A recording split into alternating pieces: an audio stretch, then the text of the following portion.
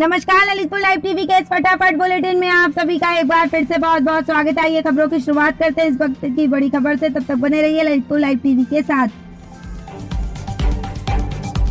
जिले में आज शिक्षक दिवस पर जिले के 75 शिक्षकों का होगा सम्मान। ललितपुर में आज नगर के नेहरू महाविद्यालय के सभागार में उच्च शिक्षा के उत्थान में विशेष योगदान देने वाले जनपद ललितपुर के विभिन्न महाविद्यालयों में कार्यरत 75 शिक्षकों का सम्मान समारोह आयोजित किया जा रहा है।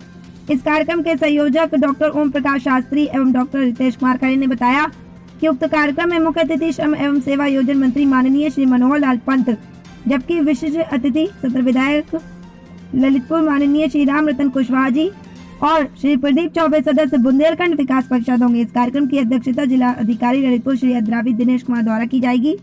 इस कार्यक्रम के संयुक्त आयोजक नोडल अधिकारी प्रोफेसर केशव देव प्राचार्य राजकीय महाविद्यालय ललितपुर एवं डॉक्टर अवधेश कुमार अग्रवाल प्राचार्य नेहरू महाविद्यालय ललितपुर रहेंगे। ललितपुर लाइव टीवी टीम की ओर से शिक्षक दिवस की देश प्रदेश और जिले के सभी शिक्षकों को बहुत बहुत शुभकामनाएं। ये मामला ललितपुर जिले के थाना बानपुर क्षेत्र अंतर्गत ग्राम वीर का है, जहाँ के पीड़ित परिवार ने प्रशासन से मदद की गुहार लगाते लगाते आखिरकार शहर की असली घंटाघर पर धरने पर बैठने को मजबूर होना पड़ा। पीड़ित परिवार ने लेखपाल और स्थानीय थाना पुलिस पर गंभीर आरोप लगाए हैं, जिसके चलते उसकी जमीन पर जबरन कब्जा कराया जा रहा है। आखिर क्या है पीड़ित का कहना, देखिए इस रिपोर्ट में। ललितपुर लाइव टीवी के लिए पंकज रैकवार की रिपोर्ट। चंद्रभान कुशवाहा है, हम बीच से आए हैं थाना बानपुर। क्या समस्या लेके आए, क्यों बैठे हैं 10 घंटा?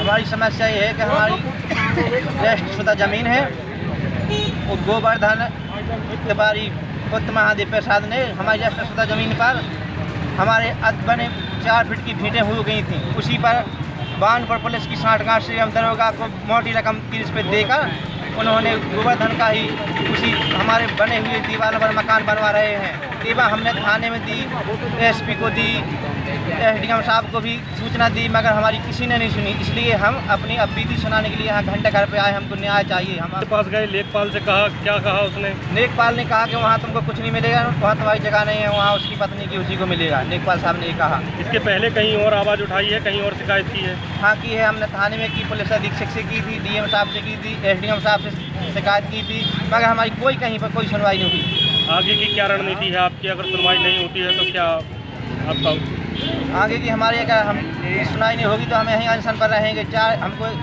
हमारी ज़मीन चलेगी तो वहाँ ही मरना है, चाहे यहीं बैठे ही मर जाएंगे हम। ललितपुर के नगर पालिका में तैनात आउटसोर्सिंग 300 कर्मचारियों को ठेकेदार द्वारा हटाए जाने के विरोध में आज शहर के घंटाघर स्थित नगर पालिका भवन के नीचे आउटसोर्सिंग कर्मचारियों ने किया धरना प्रदर्शन। यूनियन के राष्ट्रीय अध्यक्ष जाने के बाद नगर पालिका प्रशासन ने आउटसोर्सिंग कर्मचारियों को वापस लेते हुए एक पत्र जारी किया। देखिए ललितपुर लाइव टीवी के लिए पंकज रैकवार की रिपोर्ट।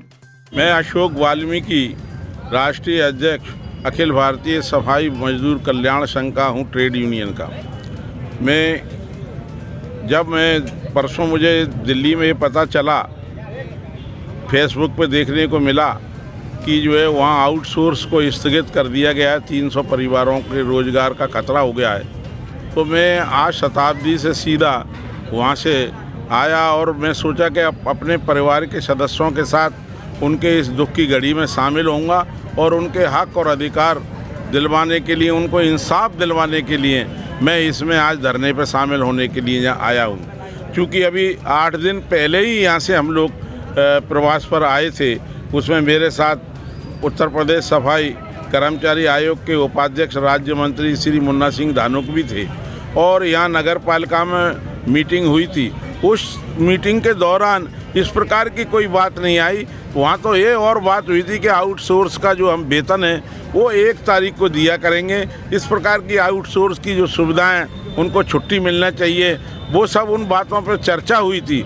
और राज्य वित्त आयोग के बारे में इस प्रकार की कोई बात नहीं आई थी, ना ही उन्होंने इस प्रकार की कोई बात वहाँ बताई थी। मीटिंग में एडीएम साहब भी थे और विभागों के अधिकारी और विभागों के भी अधिकारी थे। तो इसका मायने ये है कि ये ईओ का कोई छुपा हुआ एजेंडा है और वो एक मोटी राशि वसूलने के लिए ये उनका ये प्रयास है और कुचक्र है ये कि जो है ठेकेदार से एक मोटी धनराशि वसूली जाए स्थगित करके। क्योंकि अगर आपको वो वहाँ से जब धनराशि प्राप्त नहीं हो रही है, जो राज्य वित्त आयोग का इन्होंने हवाला उस पत्र में दिया है, तो आप उसको समाप्त करते। आपने तो स्थगित किया। स्थगित का माना ये है कि उसको हम कल चालू भी कर सकते हैं अगर हमारा मंतव्य पूरा हो जाए तो। जिस मंतव्य को लेके वो उन्होंने कुचक्र को लेके जो ये आदेश जारी किया है वो जो है समाप्त तो किया नहीं उसको। आपका मानना है कि नगर पालिका प्रशासन ने कोई षड्यंत्र रचा है? ये षड्यंत्र है और ये मोटी धनराशि की रिश्वत लेने के लिए प्रयास है। जी इससे मोटी धनराशि लेने का लाभ है? अरे भाई ठेकेदार का 300 लोग हैं, 300 लोगों में आप ये समझ लीजिए ये लाखों रुपए का ठेका है। तो ये तो ईओ के तो पहले भी भ्रष्टाचार के कारनामे जग जाहिर है और इन पे कई प्रकार के आरोप पहले भी लग चुके हैं कई नगर पालिकाओं में जो रहे। तो ये तो इनके तो कारनामे जग जाहिर है। अब ये मोटी धनराशि लेना चाहते हैं, 4-6-10 लाख रुपए ये वसूलेंगे और इसके बाद इसको जारी कर देंगे। क्योंकि राज्य वित्त आयोग का जो पत्र है वो इसी नगर पालिका में नहीं आया है, ये तो नगर पंचायतों में भी आया, नगर परिषद में भी आया हुआ है, सब जगह आया। कहीं किसी ने कुछ नहीं हटाया है किसी को। आपका मानना है सिर्फ ललितपुर में हटाया गया है? भाई ललितपुर में हटाया गया और ये प्रयास एक ये षड्यंत्र है। जी प्रयास जब इतने वर्षों से लोग कार्यरत हैं तो आपने स्थगित क्यों किया? आप तो रेगुलर करने देते। जब एक समय ऐसा था उत्तर प्रदेश में 27 महीने सफाई कर्मचारियों को वेतन नहीं मिलता तो तब भी तो हमारे लोग काम कर रहे थे बगैर मतलब भूखे रह के भी इस उत्तर प्रदेश को साफ स्वच्छ रखते थे। 27 महीने तनख्वाहें नहीं मिली, उत्तर प्रदेश का ऐसा उदाहरण है। तब तो राज्य वित्त आयोग में ये वेतन ट्रांसफ़र हुआ है और उसके माध्यम से ये वेतन आना शुरू हुआ है। आज नहीं कल आएंगे वेतन ऐसा तो। अगर आपको और हम बिल्कुल ये चाहेंगे कि हम बिल्कुल अनुशासन के साथ अपने हक और अधिकारों के लिए आंदोलन करेंगे और जिला प्रशासन के साथ जो है चर्चा करके इसका हल निकालेंगे। कर्मचारी आउटसोर्स के थे उनको परसों निकाल दिया गया और उस आदेश को जो है स्थगित कर दिया गया और वो ठेके कर्मचारी थे। जब मुझे दिल्ली में पता चला कि ये आउटसोर्स के समस्त कर्मचारियों को निकाल दिया, 350 करीब इनकी संख्या है, तो मुझे बहुत वेदना पहुंची। और वेदना पहुंचने के बाद मैंने आदरणीय धौलपुरिया जी, संदीप जी से बात की, बाबरा जी से बात की, विनीत बाबा से बात की कि भाई इसका समस्या का हल कैसे निकाला जाए। ये अब आंदोलन का अलावा और कोई रास्ता बचा नहीं है और आप आंदोलन करो, मैं जो है उस आंदोलन में शामिल होने के लिए ललितपुर आऊँगा। भले धौलपुरिया जी ने बहुत मना किया था लेकिन मैं जो है आया और यहाँ शामिल हुआ, इस आंदोलन को शुरू करवाया। आंदोलन के प्रभाव का ये प्रेशर हुआ कि जो है प्रशासन को नगर पालिका प्रशासन को झुकना पड़ा। मंडल कमिश्नर और कलेक्टर ने सहमति दी और जो है सबको उस आदेश को पुनः बहाल कर दिया गया है। अब जो शेष कर्मचारी हमारे रह गए, जो ये कंप्यूटर शाखा के हैं, बिजली शाखा के हैं, पार्क शाखा के हैं, वो उनको भी हम जो है सोमवार को बहाल कराएंगे। अभी ईओ साहब मीटिंग में चले गए, अभी ये वाला जो है लेटर उन्होंने सफाई कर्मचारियों वाला दे दिया है। सफाई कर्मचारियों की सेवा बहाल हो जाएगी और बाकी लोगों की जो है सेवा। और हमारे साथी कुंज बिहारी बाबरा जी, विनीत बाबा जी, संदीप धौलपुरिया जी के आह्वान पर पुनः एकत्रित होंगे सारे कर्मचारी और जो रह गए उनको इंसाफ दिलवाएंगे।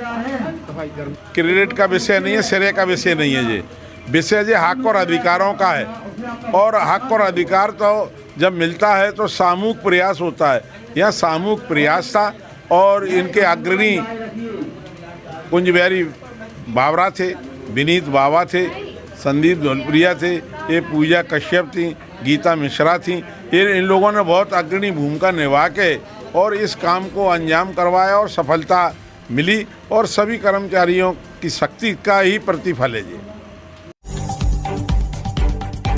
ललितपुर में प्रगति रक्तदान सेवा समिति एवं रक्तदान समूह की सराहनीय पहल लगातार जारी है, जिसके चलते आज सदस्य आकाश राजपूत, बलराम विक्रम यादव आदि खटिक, शिवम कुशवाहा ने किया रक्तदान। ब्लड बैंक के स्टाफ आकाश राजपूत ने सिद्धार्थ रजा उम्र 7 वर्ष को पीलिया होने के कारण बी पॉजिटिव ब्लड की आवश्यकता थी, जिस पर आकाश राजपूत ने अपना बहुमूल्य रक्तदान कर रक्त की कमी पूरी की।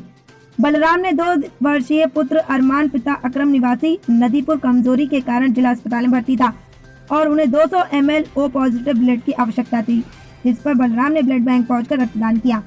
विक्रम यादव ने 2 वर्षीय नक्श यादव पुत्र सुरान सिंह यादव निवासी सीहोर मध्य प्रदेश के रहने वाले थे और निजी अस्पताल में भर्ती थे और उन्हें 250 ml बी पॉजिटिव ब्लड की आवश्यकता थी, जिस पर विक्रम यादव ने ब्लड बैंक पहुंचकर अपना बहुमूल्य रक्त बी पॉजिटिव रक्तदान किया।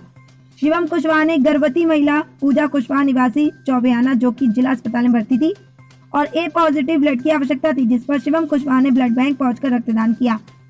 आदि खटीक ने एक जरूरतमंद परिवार को रक्तदान किया। इस प्रकार समिति के सदस्य रोजाना किसी न किसी परिवार की मदद करने के लिए तत्पर हैं, जिससे ब्लड बैंक में रक्त की कमी से किसी की जान नहीं जाए।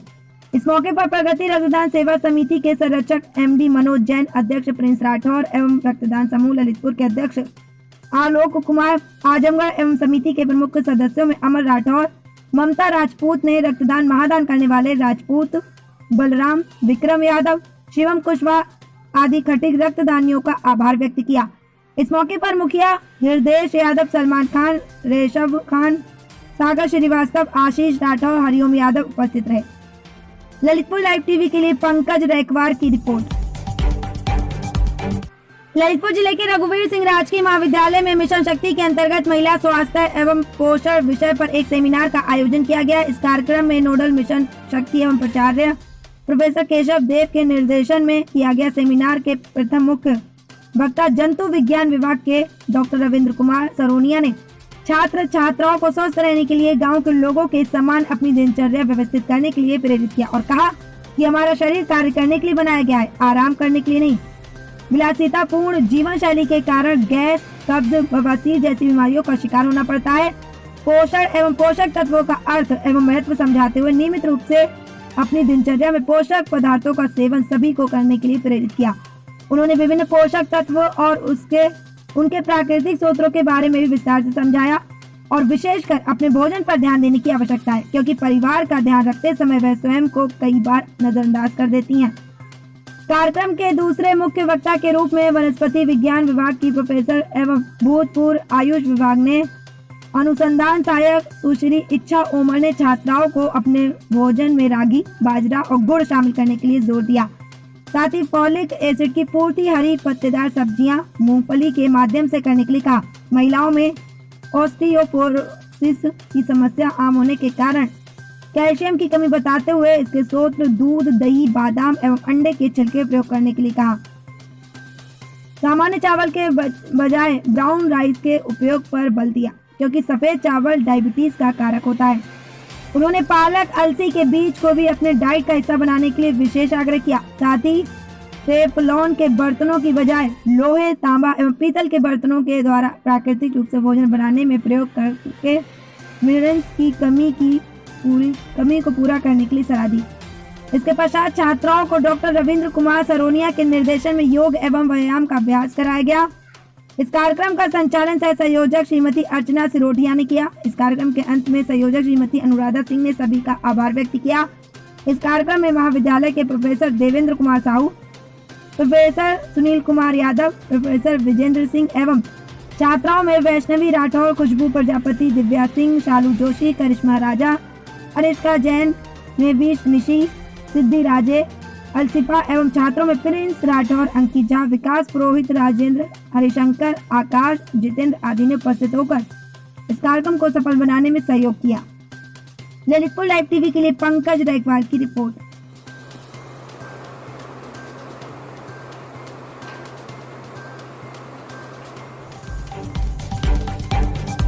आइए अब डालते एक नजर तहसील पाली की खबरों पर।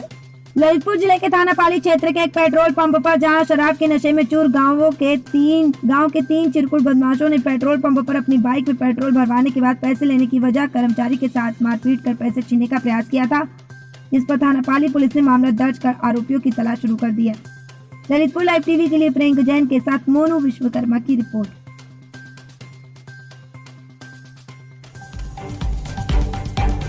ललितपुर जिले की तहसील पाली में एसडीएम पाली की अध्यक्षता में तहसील सभागार में संपूर्ण समाधान दिवस के दौरान कुल 25 शिकायती पत्र आए, जिन्हें एसडीएम पाली ने संबंधित अधिकारियों को उनके निराकरण हेतु दिशा निर्देशित किया, जिससे कि फरियादियों की समस्याओं को जल्द से जल्द निपटाया जा सके। ललितपुर लाइव टीवी के लिए प्रियंक जैन के साथ मोनू विश्वकर्मा की रिपोर्ट। ललितपुर जिले के थाना पाली परिसर में स्थानीय लोगों की मदद से चलाया गया विशेष सफाई अभियान, जिससे कि थाने को स्वच्छ एवं सुंदर बनाया जा सके, जिसको लेकर सभी ने भरपूर सहयोग दिया। ललितपुर लाइव टीवी के लिए प्रियंक जैन के साथ मोनू विश्वकर्मा की रिपोर्ट। ललितपुर जिले के तहसील पाली क्षेत्र में आवारा जानवरों की वजह से आए दिन किसानों को उठाना पड़ रहा है भारी नुकसान तथा आवारा जानवर कर रहे हैं खेतों में घुसकर किसानों की फसलों को चौपट तथा कस्बे की सड़कों पर आवारा जानवरों का दिन भर लगा रहता है। यहाँ पर जमावड़ा आए दिन घटित होती यहाँ दुर्घटनाएं, जिसको लेकर प्रशासन नहीं दे रही इस ओर कोई ध्यान। ललितपुर लाइव टीवी के लिए तहसील पाली से प्रियंक जैन के साथ मोनू विश्वकर्मा की रिपोर्ट।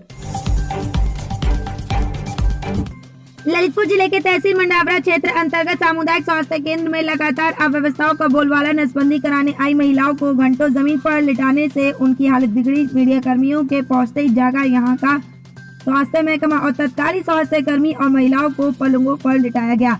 तो यहाँ जिले के तहसील मंडावरा क्षेत्र स्थित सामुदायिक स्वास्थ्य केंद्र में लगातार लोगों के स्वास्थ्य के साथ हो रहा है खिलवाड़ देखने को मिल रहा है, क्योंकि यहाँ पर विगत दिवस भी बिजली नहीं आने पर मरीजों का बुरा हाल था और मोबाइल की टॉर्च की रोशनी में अपना इलाज कराने को मजबूर थे। जब अस्पताल में बिजली व्यवस्था के बारे में पूछा गया तो जवाब था यहाँ पर जनरेटर में डीजल खत्म हो गया है, जिसका खामियाजा मरीजों को भुगतना पड़ता है, जिसको लेकर ग्रामीण अंचलों से इलाज कराने आए मरीजों में भारी आक्रोश व्याप्त है। क्या नाम तुम्हारा? क्या बजे आए थे? क्या बजे आए? 9 बजे। ऑपरेशन के बजे बहुत? 2 बजे। जब से होती लेटा है फर्श पे? पलंग पे कहीं नहीं गए? पलंग पे पहुंचाओ न। ललितपुर जिले में आवारा जानवर बने राहगीरों की मुसीबत का सबब, जिससे सड़क दुर्घटनाओं में आए दिन होता है इजाफा। जिले के हाईवे पर सबसे ज्यादा दुर्घटनाएं अक्सर कर जानवरों के अचानक आ जाने से घटित होती हैं। इन घटनाओं को लेकर ग्रामीणों का क्या कहना है, देखिए इस रिपोर्ट में। ललितपुर लाइव टीवी के लिए पंकज रैकवार के साथ महेंद्र सिंह बुंदेला की रिपोर्ट। ललितपुर जिले के तहसील तालबेट अंतर्गत हजारिया महादेव मंदिर एवं अदरक मंडी के पास लगे हैंडपंप विगत कई दिनों से पड़े हैं खराब, जिन्हें सुधरवाने के लिए आज तक किसी ने नहीं ली सुध, जिससे यहाँ के निवासी गढ़ हो रहे हैं परेशान। पंकज रैकवार के साथ महेंद्र सिंह बुंदेला की रिपोर्ट। मंडावरा में कोविड-19 टीकाकरण के लिए लोगों को जागरूक करने के लिए सूबे के मुख्यमंत्री योगी आदित्यनाथ की ड्रीम प्रोजेक्ट मुस्कान एक्सप्रेस की शुरुआत करवाई गई। इस प्रोजेक्ट को सफल बनाने की जिम्मेदारी यूनिसेफ को दी गई। मुस्कान एक्सप्रेस मोबाइल वैन को कोविड टीकाकरण तथा कोविड उपयुक्त व्यवहार का संदेश देने वाहन की शुरुआत की गई। इस कार्यक्रम की शुरुआत मंडावरा में भी सामुदायिक स्वास्थ्य केंद्र के चिकित्सा अधीक्षक doctor Ashok Kumar, SDM Satyapal Singh, BDO Dipendra Pandey द्वारा संयुक्त रूप से हरी झंडी दिखाकर की गई। साथ ही डॉक्टर अशोक कुमार ने कहा कि जन जागरूकता कोविड-19 वैश्विक महामारी से बचाव है एवं जन समुदाय को कोविड-19 टीकाकरण के बारे में जागरूक करना है। मुस्कान एक्सप्रेस का मुख्य उद्देश्य कोरोना महामारी से जन समुदाय को बचाना एवं उन्हें टीकाकरण के लिए प्रेरित करना, ताकि वो अपनों से मिल सके तथा खुद को बचा सके। जिस तरह से हमने पोलियो, मीजल्स एवं चिकन पॉक्स से निजात पाई है, वैसे ही हमें कोरोना से निजात पानी है एवं अपनों को हमेशा मुस्कुराते हुए देखना है। कोविड-19 वैश्विक महामारी के बीच खुद को सुरक्षित रखें एवं समय समय पर हाथ धोएं एवं सैनिटाइजर का इस्तेमाल करें। अति आवश्यक होने पर ही घर से बाहर निकलें एवं कोविड-19 टीकाकरण के लिए भी समुदाय को प्रेरित किया गया। कोरोना से बचने के लिए टीकाकरण को संचालित लगभग आज 10 माह से ज्यादा का समय हो गया है, लेकिन अब भी पुरुषों की अपेक्षा में महिलाओं ने वैक्सीन की डोज बहुत ही कम ली है। उनको नियम पालन व टीकाकरण के प्रति जागरूक करने के लिए उत्तर प्रदेश सरकार द्वारा यूनिसेफ और अलायंस फॉर इम्यूनाइजेशन एवं हेल्थ ने सहयोग की दिशा में कदम बढ़ाए हैं। महिलाओं और पुरुषों को कोविड-19 के टीके के प्रति जागरूक करने के लिए आज से गांव-गांव जाकर मुस्कान एक्सप्रेस मोबाइल वैन द्वारा जागरूक किया जाएगा। जनमानस में जागरूकता पैदा करने के लिए गांव-गांव ये वाहन जाएगा, लोगों को जागरूक करेगा। कोविड-19 वैक्सीनेशन के प्रति उनको जो भ्रांतियां हैं उनको दूर करते हुए लोगों को प्रेरित करेंगे कि लोग ज़्यादा से ज़्यादा कोविड-19 वैक्सीनेशन लगवाएं। अच्छा, अधिकतम समस्या यह रहती है कि वैक्सीन सेंटरों पर वैक्सीन उपलब्ध नहीं रहती, इसके लिए आप क्या कहेंगे? अभी आपको बता दें, इसके लिए हमारे यहाँ सोमवार में लगभग 4500 डोज हमें प्राप्त हो रहे हैं। तो ये पूरा प्रयास किया जा रहा है कि ज़्यादा से ज़्यादा ग्रामीण क्षेत्र में वैक्सीन लगवाएं। कितने जगह कैंप लगाया जाएगा लगभग? ये इसका प्लान आज तैयार हो रहा है और सोमवार में जैसे ही हमारा प्लान बनके तैयार हो जाएगा आपको अवगत करा दिया जाएगा।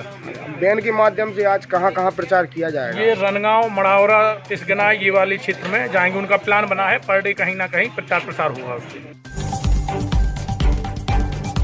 मंडावरा में प्रदेश सरकार द्वारा तहसील समाधान दिवस के आयोजन में संशोधन के बाद अब तहसील समाधान दिवस मंगलवार के स्थान पर महीने के प्रथम एवं तृतीय शनिवार को आयोजित किए जाएंगे, जिसके क्रम में शनिवार को ब्लॉक सामुदायिक भवन मंडावरा में आयोजित संपूर्ण समाधान में उप जिलाधिकारी ने लोगों की समस्याओं को गंभीरता से सुना। संपूर्ण समाधान दिवस में कुल प्रार्थना पत्र आए, जिसमें राजस्व विभाग के 5, पुलिस के 4, विकास 4, विद्युत विभाग के 2 समेत प्रार्थना पत्र आए। प्रार्थना पत्रों में एक भी प्रार्थना पत्र का मौके पर नहीं हुआ निस्तारण। सभी प्रार्थना पत्रों को समाधान हेतु संबंधित अधिकारियों को सौंपकर निस्तारण के निर्देश दिए। संपूर्ण समाधान दिवस में तहसीलदार अभिषेक गुप्ता, खंड विकास अधिकारी दीपेंद्र दुबे, खंड शिक्षा अधिकारी रामगोपाल वर्मा, SDO विद्युत विभाग विनोद कुमार, MI लघु सिंचाई राजा भैया, खंड शिक्षा अधिकारी रामगोपाल वर्मा, कानूनगो लेखपाल समेत अन्य सभी विभागों से अधिकारी, कर्मचारी एवं सभी थानों से पुलिस स्टाफ मौजूद रहा। आइए देखते हैं मंडरावरा से प्रकाश राय की रिपोर्ट। आइए डालते एक नजर अब ललितपुर जिले के DM और पुलिस अधीक्षक कार्यालय की ओर, जहां दूर दराज के ग्रामीण अंचलों से आए फरियादी अपनी अपनी क्या समस्या लेकर पुलिस अधीक्षक महोदय के पास फरियाद लगाने आए और उनकी क्या है समस्या और किस तरह होता है उनकी समस्याओं का निराकरण। तब तक बने रहिए ललितपुर लाइव TV के साथ। जी दादा, क्या नाम है आपका, कहाँ से आए और क्या मेहमान सिवनीपुर ब्लाक जखौरा ललितपुर। क्या समस्या लेकर? समस्या ये है कि कूटीदार के लिए वो और सिक्योरिटी की मिली भगत थी, ये कोटा उसी के नाम से किया जा रहा है। हम लोगों ने कई प्रार्थना पत्र दिए, अभी तक कोई सुनवाई नहीं है। इसके कारण हमें प्रार्थी को ये शपथ पर लगा के आज ज़्यादा करने जा रहे हैं। कहाँ शिकायत कर चुके हैं आप? हमने देखो DM को भी, DM को भी और अपर जिलाधिकारी को भी, और मुख्यमंत्री सारे लखनऊ और रसद खाद्य मंत्री उत्तर प्रदेश सारे लखनऊ और प्रधानमंत्री सारे भारत सरकार को। आज कहाँ आए हैं आप? आज आए हम DM ऑफिस। क्या मांग है आपकी? मामला है कि ये राशन की दुकान निरस्त कराई जाए और दूसरे कूटीदार को जलाया जाए। कितने लोगों ने एफिडेविट दिया है? इसमें 100 आदमियों ने 10 आदमियों ने एफिडेविट दिया है। किस चीज़ का एफिडेविट? ये राशन कार्ड निरस्त कराने की दुकान के बारे में।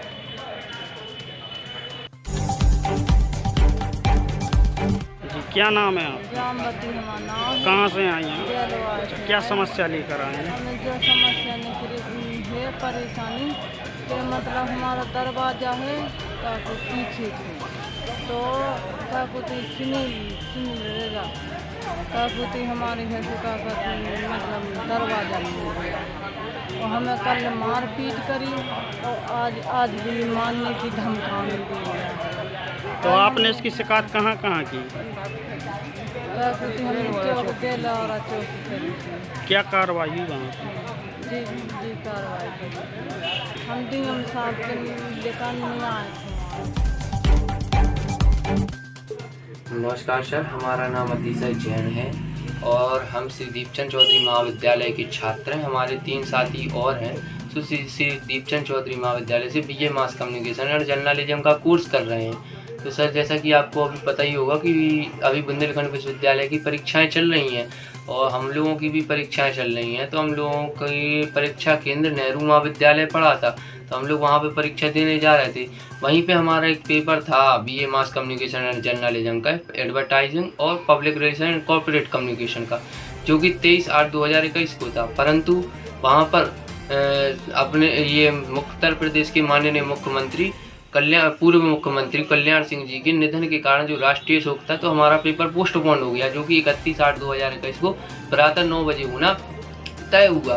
परंतु जब हम लोग चारों छात्र कल वहाँ पर नेहरू महाविद्यालय में पेपर देने के लिए जाते हैं, तो वहाँ पर एक अध्यापक जो कि जिनका नाम सुभाष जैन है, वो हमें रोकते हैं, हमसे प्रश्न करते हैं कि किस विषय का पेपर है। हमने उनसे कहा सर हमारा BA mass communication and journalism के विषय के पेपर हैं।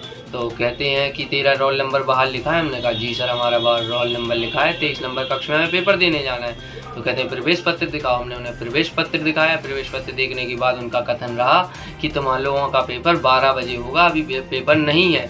हमने कहा नहीं सर हमारा पेपर अभी ही है और अभी रोल नंबर वगैरह लिखा है। कह रहे रोल नंबर लिखा होने से क्या होता है, कह लिस्ट लगती रहती है, कह लेते हैं लोगों का पेपर 12 बजे होगा, ज़्यादा बहस मत करो।